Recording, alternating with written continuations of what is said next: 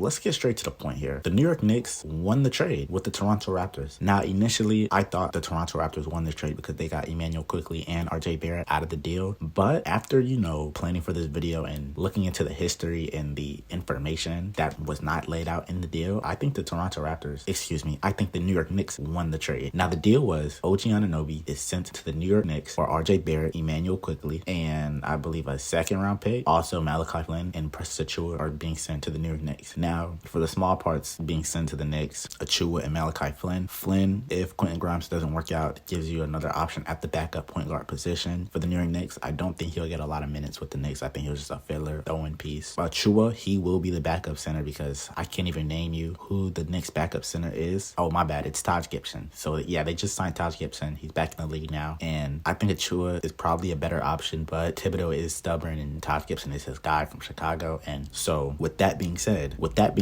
OG is also being sent to New York. He's the main part of this deal. He's the center of this deal. He's the coveted piece in this deal being sent to New York. But we'll get back to OG in a minute. We're going to go back to the Toronto Raptors side of things and Emmanuel Quickley and RJ Barrett. Starting with RJ Barrett, he gets to go back home to Canada. I don't know if he's from Toronto. I just know he's from Canada. He might be from Ontario. I'm not sure. I'm not 100% sure. Don't quote me on that. But RJ Barrett gets to go home. Will he blossom into a star? That's a question that a lot of people don't know the answer to at the moment. But I believe he can. RJ Barrett's only 23, and a lot of people say, yeah, he's just an average NBA player. Indeed, he is. He's very average, but he's also only 23 years old, and he's put up 20 points per game and scored 4. How many people under the age of 20 have done that? Y'all can look into that. I won't be looking into that, but RJ Barrett's still only 23. He was a top 3 draft pick for a reason. He was quite literally, before Zion popped off at Duke, projected to go number 1 overall because he was the guy coming into that team. Zion had all the hype, but RJ was definitely the higher rated player, if I'm not mistaken. So I still believe RJ Barrett is only 23 years old, so take that into account. A lot of people don't blossom till they're 26, 27, 28 years old. Just look at Kyle Lowry. And RJ Barrett's a 6'10 wing. I said 6'10. He's a 6'7 wing. I apologize. But on the IQ, this is where the Knicks fans were bickering, and this is where I was, a little lost because Emmanuel Quickley, he's a 22, 23 point per game scorer when he started last season, along with 5 assists a game. So I think being in Toronto, he might be able to get the starting job over Dennis Schroeder. But the thing for me is he won't be able to run the show and be the lead ball handler, point guard, whatever you want to call it, because Scottie Barnes is taking that role and he's the future in Toronto. Nobody's mistaking that or, discrediting Scottie Barnes for being the guy in Toronto because he is the guy. No matter how much I dislike Scottie Barnes and his game, he's the guy in Toronto. So IQ get the shots that he wants or the minutes that he wants. Well, he get the minutes, but will he get the shots, the looks that he wants, the plays drawn for him that he wants? I don't know, but he is a good 3-point shooter, good ball handler, pretty good facilitator for his liking. Will he be relegated back to a 6-man role? I hope he does, and I hope he blossoms. So I hope both these guys in Toronto blossom just to make the Knicks look stupid because who doesn't like the Knicks looking stupid? But that's the Toronto side of the deal. The big side of the deal that, made me flip was OG because I was thinking, IQ, okay, that's a lot. RJ Barrett was a lot. Well, RJ Barrett wasn't a lot because you can give RJ Barrett and then replace him with OG, obviously. But you lost the backup point guard in IQ. So that's where I was skeptical about the deal. But OG Anunoby, I kept hearing 3-and-D. I didn't think OG was this lights out 3-point shooter, and he's not to me. He's a 37% 3-point shooter this season. And on the right side of the field, on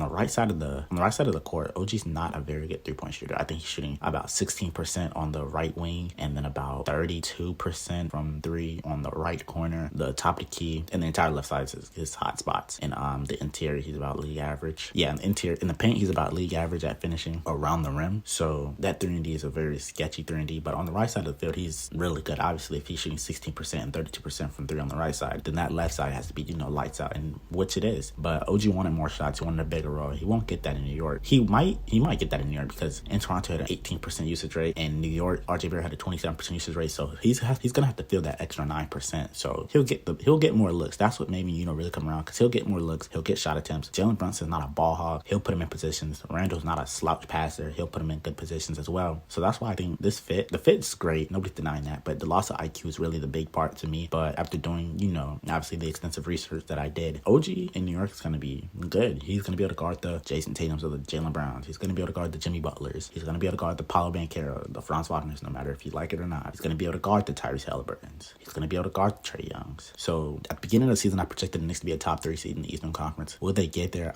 Probably not because I didn't think Philly was going to be this good with the loss of James Harden. So that's my mistake. But that's the deal. That's the breakdown. This is why the Knicks won the trade. So without further ado, I'm Warren Trimmy, and I'm out.